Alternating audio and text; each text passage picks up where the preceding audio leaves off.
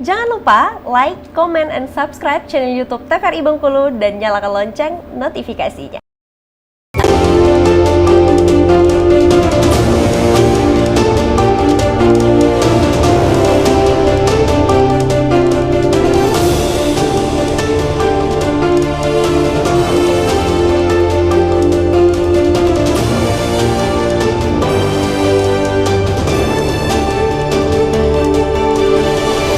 Terima kasih pemirsa, masih di Berndo TVRI Bengkulu tentunya, dan masih bersama saya Khairul Fahmi. Kali ini kita membahas tentang satu tema mengenai kebebasan pers bersama dengan narasumber kita. Yang pertama ada Bang Riki Susanto selaku Ketua JMSI Bengkulu, dan juga Bang Yuliandri Harjo Putra MSI selaku pemerhati pers ini sendiri ya.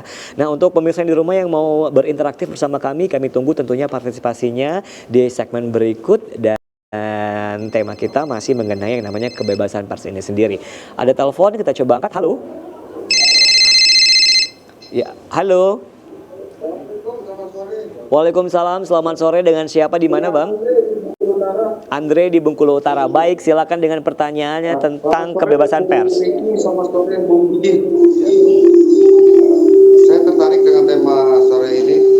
Yang ingin saya tanyakan, kalau tentang hari kebebasan pers dunia ini, kalau kita tahu para pers insan pers itu dihadapkan dengan efisiensi anggaran publikasi yang ada di pemerintahan daerah. Bagaimana dari sikap para pemilik media ataupun insan pers menghadapi situasi seperti itu agar tidak mengurangkan mutu dan kualitas dalam menghasilkan karya jurnalistik. Itu aja. Terima kasih. Oke, baik, terima kasih yang ada di utara Bang Andre tentunya ya dengan pertanyaannya. Nah, kita minta jawaban dari satu-satu narasumber tentunya mengenai pertanyaan tersebut tentang yang namanya efisiensi anggaran dari pemerintah, tentang yang namanya publikasi. Nah, publikasi berarti terkait dengan jurnalisme. Nah, ini akan berpengaruh tidak dengan publikasi dari insan pers ini sendiri? Dari Bang Riki dulu. Bang ini dulu boleh, silakan. Oke. Beberapa daerah dan juga dalam skala nasional memang mengurangi anggaran untuk publikasi, kerjasama media dan lain-lain.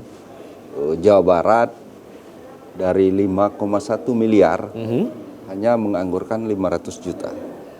Begitu juga dengan Bengkulu, hampir sama. Artinya ada efisiensi yang dilakukan oleh pemerintah daerah terkait publikasi anggaran. Ini kita kaitkan dengan era teknologi 5.0 sekarang, karena lebih ke society ya, lebih banyak bermain di sosial media. Kita ketahui beberapa kepala daerah malah memainkan isu-isu, merangkum informasi dan mensiarkan informasi itu lewat platform-platform yang mereka kelola sendiri di situ. Bagi kawan-kawan media sebenarnya ini memang berat. Beberapa korban sudah runtuh, grup besar di Jakarta malah sudah memangkas banyak karyawan untuk efisiensi karena sumber pemasukan untuk membayar kerja-kerja jurnalistik kawan-kawan memang berkurang. Tetapi untuk kawan-kawan Bengkulu, saya pikir ini memang berat karena mereka lebih banyak bergantung kepada kerjasama pemerintah selama ini.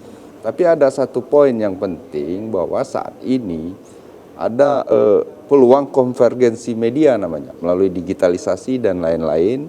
Bagaimana kawan-kawan ini memainkan sumber-sumber pemasukan tidak hanya dari kerjasama pemerintah. Ya.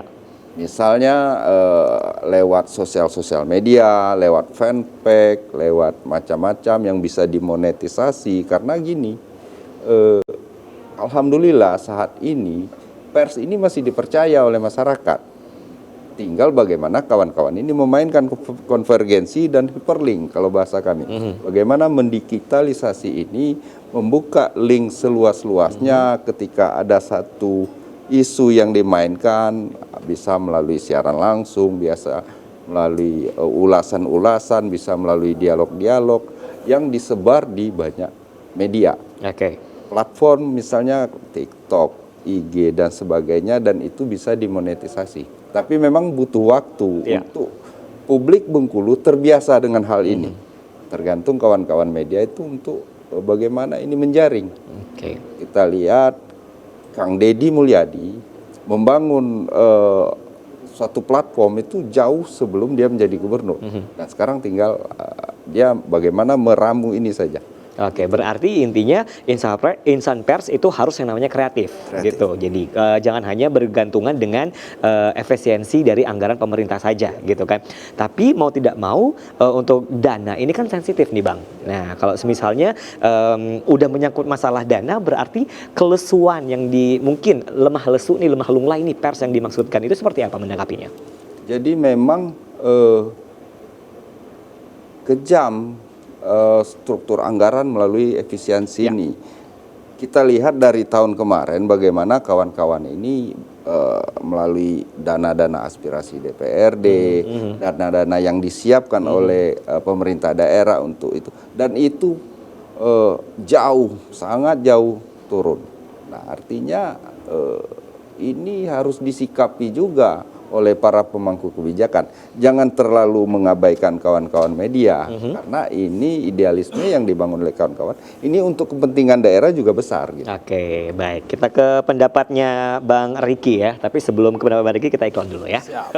Baik pemirsa, tetap bersama kami tentunya di Berdua TVRI Bengkulu. Kita akan segera kembali setelah jeda berikut.